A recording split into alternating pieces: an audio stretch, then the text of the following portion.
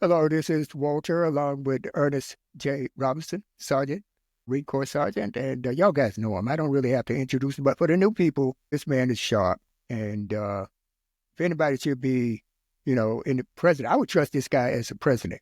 I really would, because he got a good heart and he's a very intelligent man. But anyway, I'm here with Ernest Robinson, and today we want to talk a little bit about birthright citizenship and what it means to the African American, which it shouldn't mean too much. But I mean, don't forget, we fought for birthright citizenship by going to court with Dred Scott, because the initial thing with birthright citizenship is that they were denying citizenship to African slaves that were born here, and they didn't have any legal standing. And that's what prompted birthright citizenship, 14th Amendment of the Constitution. Ernest, you could correct me. But that was, that's something that we fought for. That's where it originated from slaves not being denied, or not slaves, but they were freed after the end of the Civil War. The Supreme Court denied them, and then it went to the Congress, and people got upset about it, and it was codified into the 14th Amendment. That's what we want to talk about today, and the ramifications that it has on African Americans. But I do want to let people know, especially immigrants, minority immigrants. That means Chinese, Japanese, South American, Venezuelans, Cubans, all of them that came here and had kids without being citizens, and their kids are citizens. That will impact them. Okay, it should impact, what's her name? Trump's wife. I can't even remember her name. Oh yeah. First, Melania. Yeah, Melania. I get them mixed up with Ivanka. But Melania and Barron, they should be subject to be, if they're going to go through with this, then they should be deported too. All right, because she came here not a citizen and had a baby with Donald Trump through marriage, yes. Well, you can say the same thing about her. You can say the same thing about a lot of people. All right, but we do want to go into it so that we fully understand it. So birthright citizenship, let's talk a little bit about it before we bring Ernest in, our subject matter expert here. Okay, all right, birthright citizenship, also known as jus soli, Jussoli, is the principle that individuals are granted citizenship in a country based on the location of their birth, which means if you're born in the U.S., you're automatically a United States citizen under birthright citizenship. All right, and this concept has been practiced in various forms throughout history, but became more widely recognized in the United States with the passage of the 14th Amendment to the Constitution in 1868. I'm about to give you some definitions around it. All right, the 14th Amendment was adopted in the aftermath of the Civil War and was intended to ensure that all individuals born in the United States, regardless of their race or background, would be granted citizenship.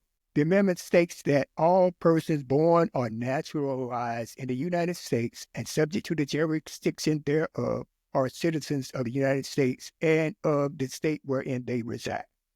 That's basically the definition of birthright citizenship that we have on the books. So, Ernest, talk to me about birthright citizenship. One, let me clear it up. I'm a subject matter expert about a lot of things. Birthright citizenship in itself, or just a pathway to citizenship, is what's being challenged right now. So in the military, as a matter of fact, so my grandfather immigrated from the Caribbean here, and served in the United States Army from 1942 to 1945, 44 or 45, Okay. during World War II. And I'm not 100% certain of his citizenship, but I digress. Members today in the I was going to military. say, they could probably come and get you. Go ahead, never mind. No, I mean, my grandmother was born here, and my father was born here. I'm just And joking, Ernest. no, I know. Uh, But I'm just saying, this clarity here for everyone is okay. but one of the things is that we have military members today are from many different countries, from the European countries, from Asian countries, from African countries, South American countries, Central American countries, who have entered into the United States at one point in time, whether their parents were seeking asylum, et cetera, et cetera. They're now of age to being able to serve in the military. Many of them have joined the military in order to being able to gain their citizenship, right? that in itself could be questioned if the paperwork has not been done. Birthright citizenship, obviously, is that regardless of the situation of the person, however they got into the country, if the child is born in this country, then the child becomes a U.S. citizen, and then the parents of that child are able to then become anchored in the United States in order to then be able to care for that child. So that is a part that is being questioned and enacted on is the fact that individuals have allegedly illegally entered into the United States, had children, and therefore now they're here. So then now we had the different acts over the years to being able to protect those citizens that are here. And for all intents and purposes, many of them are taxpayers. And then that's the thing, like, you're legal enough to being able to have a job, pay taxes, get a driver's license, and do everything, adding to the wealth of this country. But then because of some arbitrary, fear mongering or whatever case may be, you have an entire administration that are trying to, again, to being able to attack and weaponize the Justice Department, ACE, Homeland Security itself, and local PD on otherwise very respecting citizens. Right, but I think that birthright citizenship is only a part of what's going on. Yes. Okay, as part of, he has this mandate that he believes he got from the people. Maybe, yes, he got voted in because he said a lot of this stuff prior to getting in. There's no big surprise here so far. Okay. Well, actually, he actually attempted this back during his first administration. Mm-hmm. He did challenge this when he first got in birthright citizenship. It's just that it appears that it's aggressive now because this has literally only been 10 days, being in office. But these are things that have been pursued over the last 8 years, and so it's just now it's something that's coming to a head. But please continue. No, well, the thing is now, because I want to loop in this problem. Now, it's not a problem for us, but it is a problem for immigrants from the South. All right, and now you got ICE going around, which I wanted to get into. I think it's good for this particular topic. Birthright citizenship could tie into this problem with them rounding up immigrants and sending them back to their countries of origin, and the problem with what is it, Colombia? That the president of Colombia refused to accept a couple of plane loads of deported immigrants. All right, and then Trump said, okay, if you're going to do that, we're going to slap a 25% tariff on you. So the president of Colombia, of course, he capitulated because who is he compared to the United States, right? The United States leverages their power. They know how to wield power. That's one thing I can say about the U.S. Okay, whether positive or negative, that's one thing that they do. Okay, but the mere fact that people are afraid to go out the door, they're hiding. They can't go to school. They can't do this. They can't do that. And on top of that, they'll open up Guantanamo Bay to 30,000. They're going to expand that. But I would not want to be, in that gray area, between having a green card and a job and not. I wouldn't want to be in there because when they come to pick people up, they pick you up by the way you look, or they approach you by the way you look. So if you look South American or Spanish descent or African mix, whatever you want to call it, then you're subject to being locked up and sent back to Guantanamo. Now, that's going to scare a lot of people. Guantanamo Bay is no joke. No, it's not. And it's no joke down there. It's hot. And you only got like 7 or 8 other prisoners, from not ISIS, but I can't think of the name of it now. But I'll edit this. Okay, let me mark this too. See my memory, I should have noted that.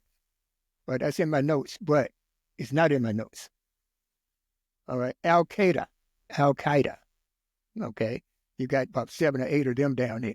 All right, the mastermind of the World Trade Center, he's down there. All right, Khalid Muhammad or whatever his name is. So you got 30,000. They're making room. You don't think they're going to add space to that? Yes. But I don't envy an illegal immigrant. I don't envy them. Okay.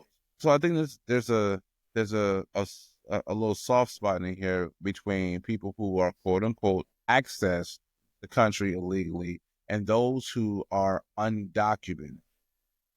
The issue is that everyone who is undocumented can be constituted as illegal. Okay. There was a Florida man, Trump supporter, whose wife was deported. She was in the process of getting her documents together and everything else, and ICE came and took her. Oh, they took his mail order bride? No. For folks don't know that people, go online and they order brides from these countries like Japan and all these, Orientals and Europeans, Russians and stuff. And they pay for it, and the person comes over and they get married and that type of thing. So anyway, go ahead. Yeah, that's not the situation. Well, at least I don't know the. You don't know the situation. Yeah, okay. I don't know the situation. Just skip that part then. Yeah. But that's something that has happened, and there was a Texas teacher who had suggested for ICE to come and get the kids out of the schools, and so kids have been taken out of schools, and again, many of these are law-abiding citizens. Now, the stretch is within the caveat is in the Constitution, where it says about anyone who is subject to the jurisdiction of the United States, which is where the birthright citizenship comes in at, because anyone who is subjected by that, that's the reason why they're able to have children and become citizens. Yeah, but they're gonna eliminate that. That's going to be eliminated, according to them. That's one thing they want to focus on. They want to stop that practice of people flying over here, having babies, so that they be U.S. citizen, and then going back or they're staying. All right, that's their foot in the door to the U.S. for a lot of folks. I mean, but see, and unfortunately, that's the thing that's always been in place. And to your point, right? So it's always been there, and there have been more people who have come here legally, visas or some other shape, form, or fashion, and stayed in the United States, and therefore not necessarily they weren't crossing the border, but they flew in some legal way, visa expired, work visa expired, yeah. whatever. Vacation, and they just vacation and just stay. Yeah, a lot of them like that. Right, and then life happens, and then and so, but it's also disingenuous because many members of Congress and everything else have also benefited from that very same thing. Oh, yeah. Yeah, absolutely. A lot of people. Right? But what I don't understand, well, I don't. It's a big question mark for me, is that, people from these countries like Guatemala, Honduras, El Salvador, Puerto Rico, and this and that, they think they're white. They don't play the black card whatsoever. They play the white card. Okay, not realizing that when we were marching during civil rights and this and that, we were trying to achieve equal rights, not only for us, but for everybody that was not white. Okay, and we are the first ones to offer a hand to them. Okay, and they just slapped our hand away, and that's it. But now, since they got all these issues with ICE, which is the new Gestapo, that's where I look at ICE as the Gestapo, because he can flip that any kind of way he wants. You know what I'm saying? And come after us one day. But I hope that doesn't happen. I don't think it's going to happen. But, my mind, I'm open to anything, any eventuality. Like I tell y'all guys, be prepared, be vigilant. All right? Know what's going on in your environment.